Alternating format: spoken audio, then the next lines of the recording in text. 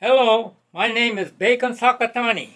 I was at the Heart Mountain Relocation Center in Wyoming during World War II from 1942 through 1945. So let's start with my story. I was born in 1929 in a small town called El Monte, 20 miles east of Los Angeles. From the first through the fifth grade, all Japanese and Mexican had to go to a segregated school. Now this was not all over, but in some parts of LA County, we had these segregated schools. After the war started in December 1941, on May 9, 1942, instruction to all persons of Japanese ancestry, all aliens and non-aliens, you are report to camp on May 15, 1942. They gave us 6 days notice to report to camp with only what we could carry. And so we reported to the Pomona Assembly Center located at the Los Angeles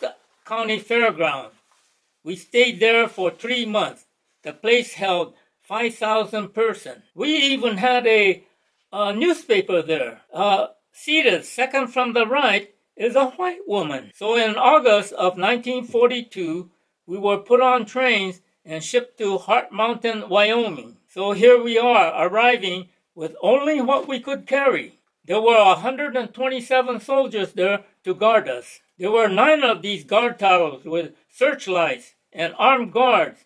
There were 6 more out in the hills for a total of 15 guard towers. Here's the view of the camp. In 1 square mile, we had 450 of those buildings. We became the 3rd largest city in the state of Wyoming with 10,000 persons. Those buildings that were shown were called barracks, 20 feet wide and 120 feet long.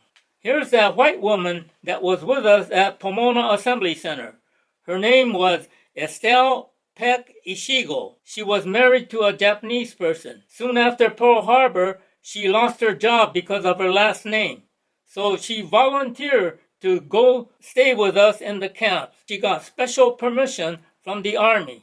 So she was an artist, so she started to draw scenes of the camp. This is the inside of one of the rooms. Now each barrack had 6 rooms. For a family of 2, the barrack room size was 16 feet by 20 feet. For a family of 5, 20 feet by 20 feet. That stove on the left, that's a coal-burning stove. Now, we were fed in a place called the mess hall. It was costing the government 45 cents a day to feed us, or 15 cents a meal. Now, we didn't have to pay for the food. This mess hall was a place where family life ended. Those 2 teenagers in the center there, see, they ate by themselves. They didn't want to be caught eating with their family. This is the restroom. Women's restroom. On the right are the toilet bowls. Between the bowls there were partitions, but in the front there was nothing. This is the painting by Estelle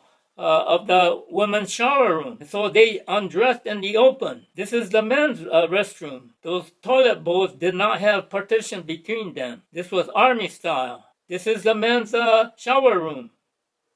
We built that big wooden bathtub later on with scrap lumber. We held schools in the barracks. That's my sister on the far right. The white teacher came from the outside. This woman heard about the camp, and so she volunteered to teach us because she had some great feelings and had some Japanese American friends. Now, we did not have a barbed wire fence when we first got there, but the neighboring town complained, and so the Army put up this barbed wire fence around the camp. So during the winter, it got very cold. It got to be 29 degrees below zero.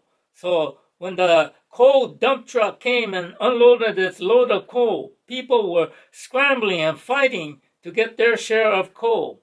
They were hoarding coal in their barracks. Those who came late to get their coal, they just found those little bits of pieces. Now, one of the reasons that the state of Wyoming wanted a concentration camp in the state was to finish this unfinished irrigation canal project. And so they used us from the camp to finish this project. And from this canal, water went to the camp. And we had 1,000 to 2,000 acre farm that we developed ourselves. This is a crop of Japanese white radish, daikon, being harvested. Here's a nice crop of tomatoes. We were self-sufficient in vegetable. The town of Powell appeals for labor.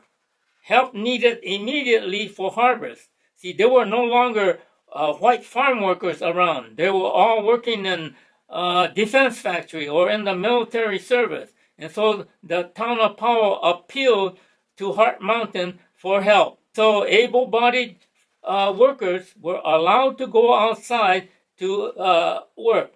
When they went outside, they received the outside wages. When they finished their harvesting, they all returned back to the camp. The camp allowed many Japanese cultural events. The camp director wanted to please the prisoners there so that there will not be any riots or protest marches. This is a huge class. I don't know what the class is, but on the top right, at the far right, is my father. My father took up bonsai. In the center, that's a huge, nice bonsai tree. That was made out of sagebrush. On the right, there's another nice tree. I don't know what kind of plant that came from. On the left is a sweet potato plant in water. In the back, there's more bonsai plant. Behind my father's head is a glider. I used to make that out of lightweight balsa wood, and I used to run with the wind and throw it in the air and watch it glide in the air. Here's a group of mandolin band. The woman second from the left in the center, that's Estelle Ishigo. She said, "Everybody saw me. I was the only one with the white hair." Most people reported to the military when they were called, but 63 people refused to report for their physical. And so the biggest mass trial in Wyoming history began. Each one of them testified that they would serve in the U.S. Army if their United States citizenship was returned first, and that their families could return to the West Coast. Even my scoutmaster is in that group. Every time we had a meeting, we pledged allegiance to the flag of the United States. He was teaching us to be obedient. And now he is among the draft resistors, disobeying the order of the government. They are convicted, sent to prison for 3 years. The leaders of the group were taken to trial. This is Frank Emmy. He lived right across from me. I used to see him every day, and occasionally we would say hello. And so the 7 leaders of this Fair Play Committee are sent to prison. Now, most of the people reported to the military service when they were called. Here's a group of couple of dozen being inducted into the service. And so the sign states 361. That's the number of persons serving in the armed forces from Heart Mountain at that time. Here are 2 women showing 4 stars, saying that they have 4 sons in the army. This is Lieutenant Mo Yonemura. Before the war, he was the UCLA head Yell leader, an honor student, a student leader. So now he is being sent to overseas. He is killed in action. He received 2 Silver Stars. A hall is named after him at UCLA.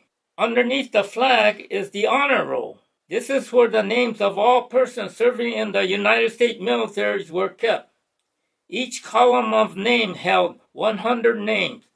By the time the camp closed in 1945, there were 800 names on that honor roll. This is a Japanese festival. The director of the camp allowed this because he wanted to keep peace with the prisoners of the camp. Beautiful kimonos. Sumo. The Boy Scout needed a place to pass their swimming test. And so the resident of the camp dug this huge hole and filled it with river water. And this is where I passed my swimming test. Here's a group of Boy Scouts out to go camping. That's me in the center with a white jacket. Guess where we're at? In Wyoming, a well-known place. Yellowstone National Park. The camp director felt that the youngsters of the camp were being deprived of the American way of living. And so the camp director knew the director of Yellowstone. Yellowstone was empty due to gas rationing. And so he got 500 Boy Scouts and Girl Scouts to spend 1 week at Yellowstone National Park. This was the highlight of my stay at Heart Mountain. Here's a group of Girl Scouts. They too went to Heart Mountain. My sister is at the very left. In 1945, my eldest brother on top right was being inducted to the Army. My other brother at top left, he was leaving the camp to go work outside. So we had this family photo taken.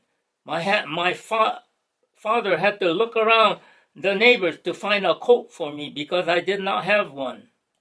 X Day, the headline reads, "This is the exclusion of Japanese Americans from the West Coast was now over." The Army announced this on December 17, 1944, on a Sunday. People were not leaving the camp, and so the director said, "We will close the camp on November 15. You better make plans to leave the camp." And so the forced evacuation of the camp started during the summer of 1945. There were no longer need for Army unit there, so they were returned to the nearest Army base. And so the forced evacuation out of the camp continued through the fall of 1945. In August of 1945, the United States bombed Hiroshima with the atomic bomb, and that ended the war. There were joy and celebration throughout the United States, but at Heart Mountain, it was a day of sadness. They had to leave the camp very shortly. Estelle Ishigo said to people, she's going to stay to the end to record what's happening. But the reality was she had no money and no place to go. Those people who refused to leave the camp, the government started to close up the meso and they had to line up in the snow. They started to ration the coal. And so on November 10, 1945, the camp was closed.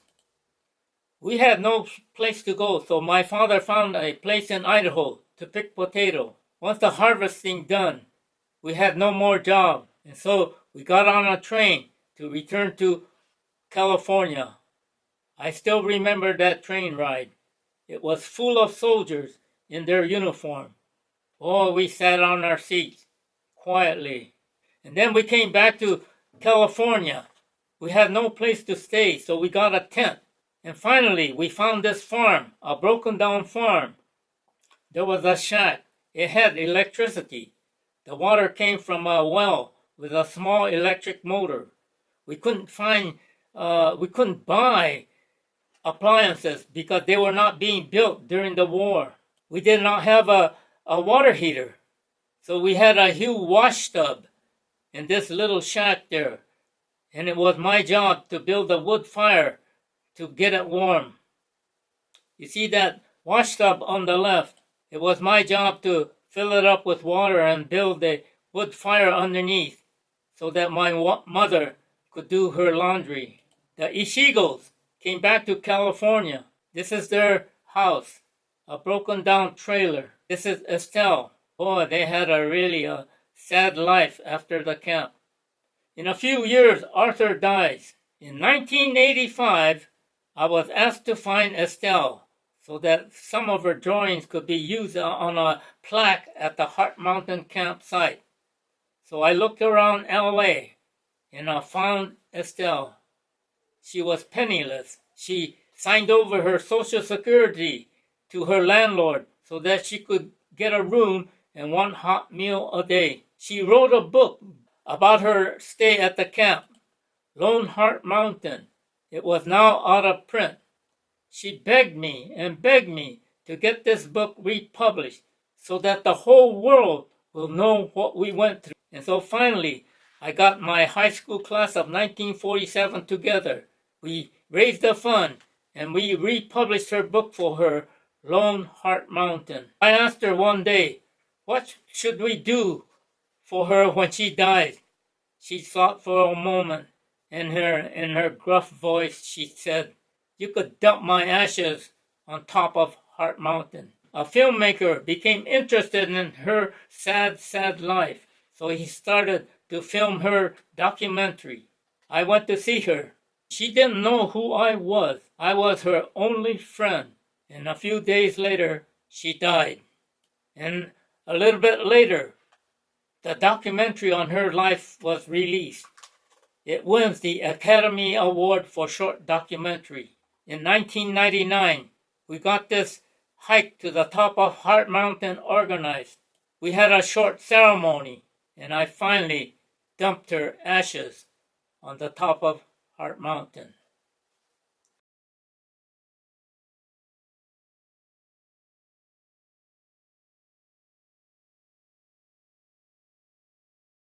My name is Shigeru Yabu, born June 13, 1932. I was born in San Francisco, California. My mother was a student at University of Washington for 2 years, but because of 1929, the stock market crash, she had to drop out because finance was so bad that she couldn't afford to stay in school. At that time, my mother and my father, Teru Yabu, Hannah Horishige, got married and they moved to San Francisco, California.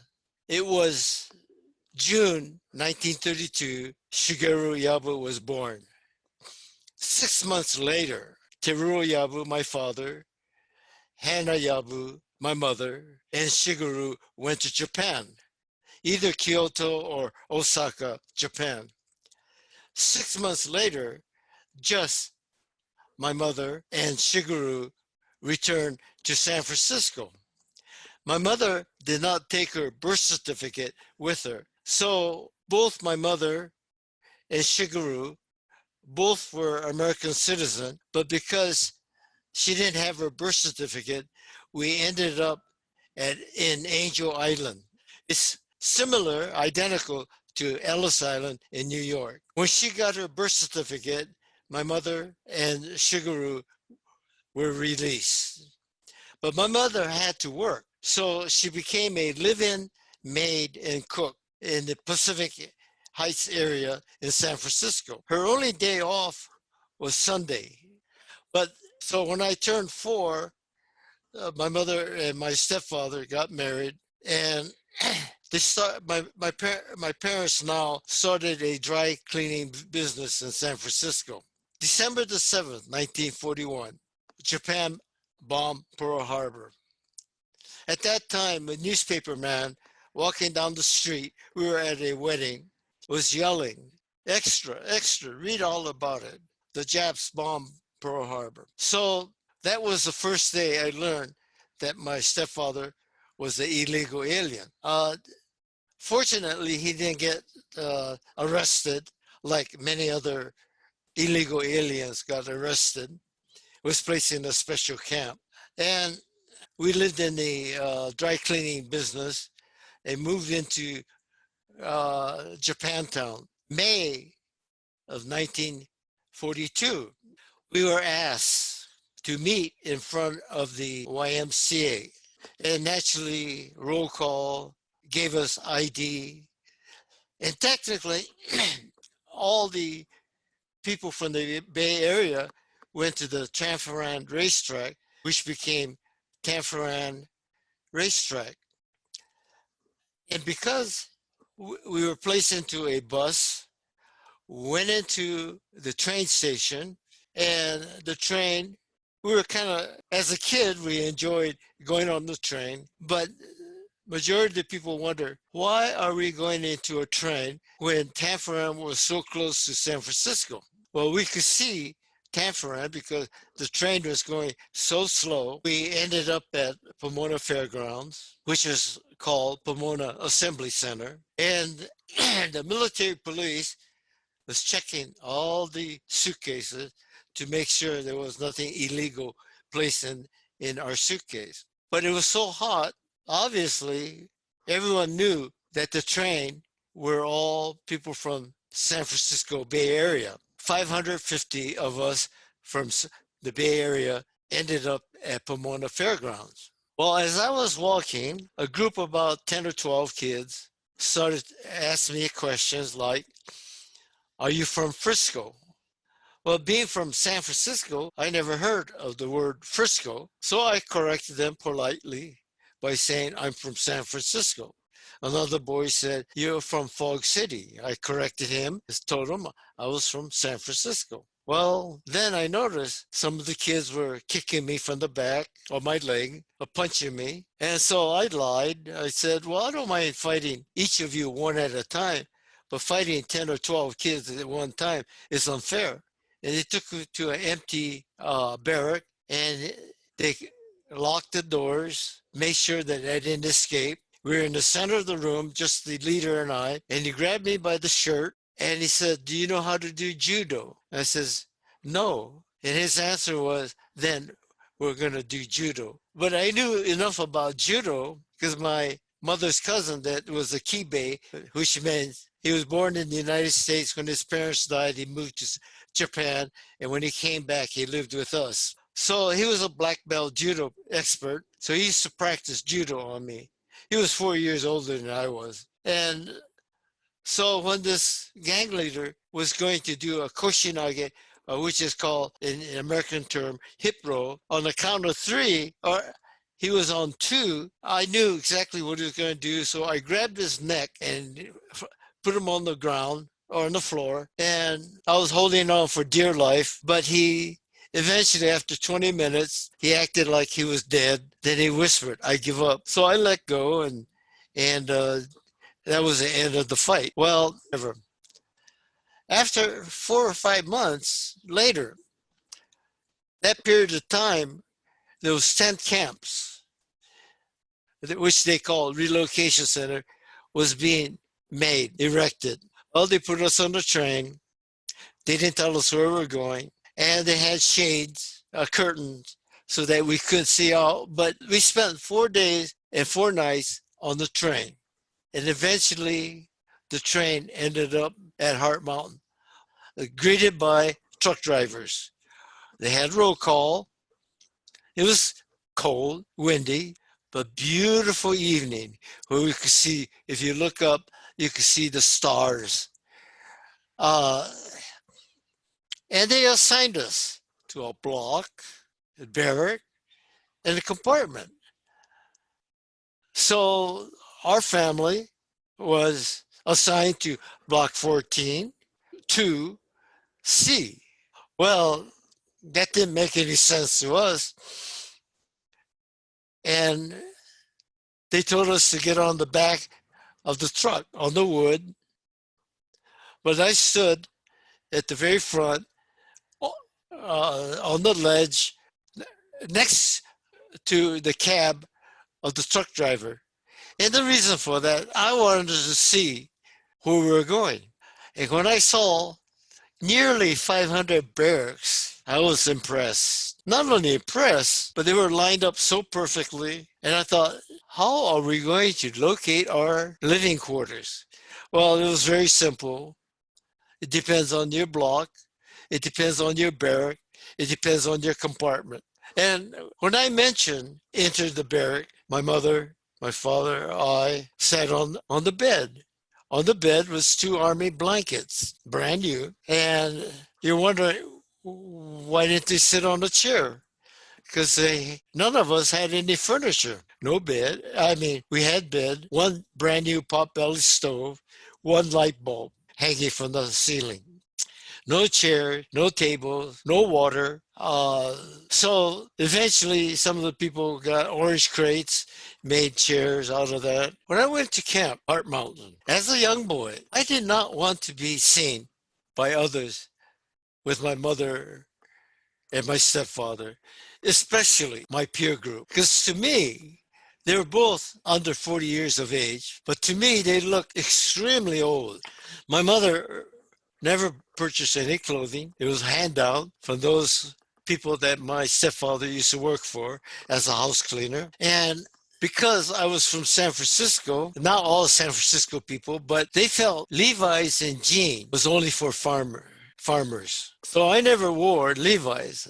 Last name is Yabu, but my nickname was Yabureta Pants, which meant Yabu Leta means torn pants. So even to this day, some of my old friends, instead of calling me Shig, they call me Yabureta Pants. But how did I feel? Well, it was a great experience, a new experience. The first day, I don't know how Akira Yoshimura found me after breakfast. He knocked on our barrack door. Hey, let's go exploring. So the first thing we noticed was a guard tower. Hey, maybe we could go see if they'll come down and talk to us. We went right next to the guard tower, and no military police came down. Well, actually, we really didn't care whether he came down to talk to us. We just wanted to see what kind of weapons, what kind of rifle, pistol, or whatever they had. That's what we really wanted to see. But because of that, we walked along the barbed wire fence and we noticed a little mound of dirt with a hole in the middle. And we got one of the sagebrushes and made a little branch and probed into the hole. Out came a little ugly bug, a pretty big bug. And we thought, wow, this is our very first pet. And we tried to place this pet, our pet, on a piece of paper. But this ugly bug tried to sting us with his tail. Well, it was not friendly, so we decided to put that bug back into the hole. And we later on learned this bug was a scorpion. Well, I had compassion for animals, probably because I live with babysitters. Because of the fact that I did not have a mother and father from the year 1 to 4, and this baby bird, a magpie bird, no longer had a mother and father. I felt Maggie was also an internee. And the reason for that, she was forced into Heart Mountain Relocation Center, just like all of us, 14,000 of us, was forced into Heart Mountain. What I learned about from Maggie and myself, because my lifestyle, my growing up as a youngster, I'm talking about as a baby, to me, it was very unusual. Well, true, there are people that live with babysitter, but not to have a parent to live with and almost being placed into an adoption home, it was peculiar. So I had great compassion for all animals. And all of a sudden, all these memories starts popping up. Every step I take, I'm getting closer to Maggie. Shig Yabu is an 86-year-old Southern Californian, but part of who he is remains in a hayfield in Cody, Wyoming. And Maggie, thank you. Thank you from the bottom of my heart, the joy you gave me. Maggie was a magpie, a bird who literally fell into Shig's life at a time he most needed her. He buried her here in the fall of 1945. But her story lives on in a children's book called Hello, Maggie.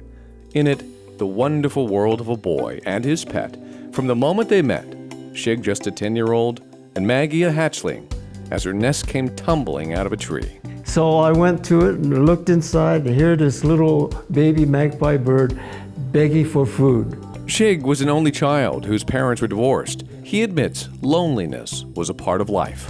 I know what it feels like not to have a parent at home. Maggie, to me, was reflecting of my life when I was young.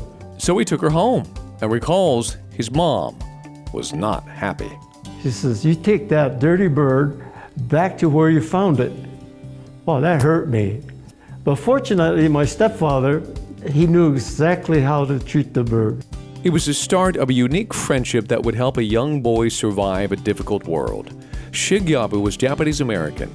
The reason this Californian was in Wyoming during World War II was because he was incarcerated at Heart Mountain Internment Camp, one of 120,000 innocent men, women, and children racially profiled, taken out of their homes, and locked up behind barbed wire. American citizens denied their rights and treated like the enemy. I honestly felt that Maggie was like an internee. First of all, it was captured. It was forced into camp. We went to the barbed wires. The only thing Maggie didn't have was an ID tag. Through time, the bond between Maggie and Shig would deepen. He figured out she loved to have her head scratched. She loved it so immensely that her eyes would go up and just enjoyed getting petted. I would always say, "Hello, Maggie." And one day, this bird said, "Hello, Maggie." Maggie could talk and became wildly popular. For Shig, it all made for an amusing, wonderful world. And many years later, he got the idea of writing a book about it and enlisting an old friend to help. Around 1999, Shig contacted me and says, I wrote a children's book, and would you be interested in illustrating it? Willie Ito was Shig's Boy Scout buddy. While Shig moved on to the Navy, Willie had a magical career as a cartoonist, and one of his many accomplishments, the iconic spaghetti kissing scene in Lady and the Tramp. Another thing Willie and Shig had in common, being Japanese American. They were both incarcerated as children. As I was reading the manuscript, I realized this is about camp and his adventure as a youth at Heart Mountain, Wyoming. So I thought, I think that is a good idea. I think I would like to take on that challenge. Shig's wonderful memories and Willie's colorful pictures take readers all the way to the end of the war, a day Shig remembers well. When the sirens went off, we were so happy. We laid on the dirt ground, laughing and crying. Now we could go home. After 3.5 years, these innocent incarcerees were finally free. In the weeks ahead, the camp quickly emptied out. They were ecstatic to go home. But Shig, one of the last to leave, sensed a sadness with Maggie. She was more interested in people. And so when people vacated, she got very lonely. While everyone else was headed home, Maggie already was home. And it's here, she would say. 2 weeks before we left, Maggie was on the bottom of the cage with her eyes flickering. I lifted up Maggie, put her on my chest, and all I could hear was my mother behind me crying. As much as she complained, through the years, Shig's mother had grown to love Maggie. A few days later, they were back home in California, but the memory of Maggie never faded. She was Shig's dear friend he raised from a hatchling who helped bring beauty and happiness into a desolate place at a difficult time. Today, standing where he left her brings it all back. Naturally, I was crying. While I was digging the hole, you reminisce all the good times, from the baby all the way to the adulthood. How much joy it gave not only me, but my parents, the neighbors, and all the people, internees that came and visited. Although I know she has passed away, but my thought was, if you could hear me, Maggie, thank you for all the love you gave all of us.